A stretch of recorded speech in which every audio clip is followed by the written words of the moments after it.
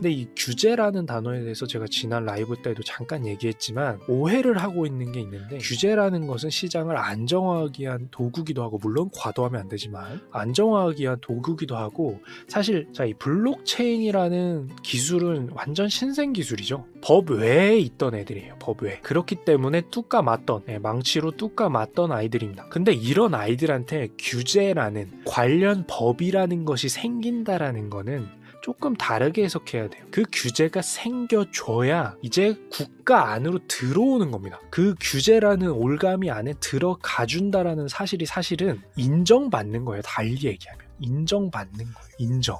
이게 인정이에요. 국가로부터 얘들이 너희는 존재하는 것이야 라고 인정해주는 거예요. 여기서 사실 더 중요한 포인트는 또 뭐냐면, 법의 규제 안에 들어간다라는 사실은 이 법으로부터 규제를 받아야지만 안정된다는 거예요. 누구한테? 예를 들어서 기업이 진짜로 책임감을 갖고 기업의 돈을 이 블록체인 기술이나 암호화폐에 투자하고 싶어요. 근데 그걸 투자하려고 보니까 여러 가지 규제 사항이 없어. 그래서 내가 사기를 맞을 수도 있고, 뭔가 제도 정비가 안 돼 있으면 진짜 제대로 된 크기의 돈, 진짜 기존 금융사의 투자금, 법인의 투자금, 우리가 알고 있는 그 어마어마한 실제 시장의 돈, 진짜 그 돈이 들어올 때는 여러분들 저 S사 이런 데들이 재무팀에서 돈 움직일 때 그냥 움직이겠어요? 법 이거저거 체크해보고 결제 받아야 되고 막 이렇게 그런 것처럼 여러 가지 제도가 필요한데, 그 법 규제가 생김으로써 진짜 이 기존에 있는 금융시장이나 기업시장에서의 돈들이 저기 이제 많이 안정화됐네, 법이 이제 어느 정도 보호를 해주네, 자 그러면 우리도 좀 들어가 볼까 라고 할 수 있게 되는 겁니다. 그러니까 이게 제가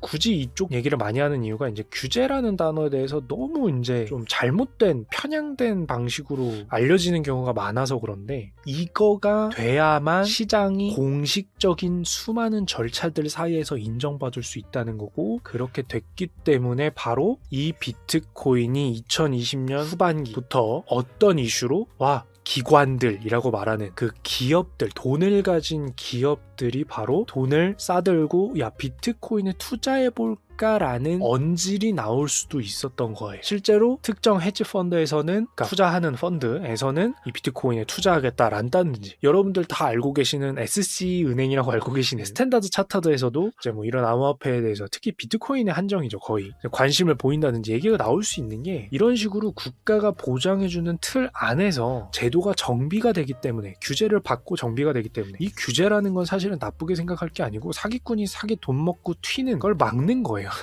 엄밀히 말하면 규제하면 산업이 죽냐, 근데 사실은 그러니까 너무 엄격한 규제가 문제가 되는 것도 있긴 하지만, 이 경우에는 신생산업이 규제받는다고 죽는다라고 하면은 혹시 그동안 범죄에 대한 자금이나 사기로 성장해온 기업은 아닌지 생각을 해봐야 됩니다.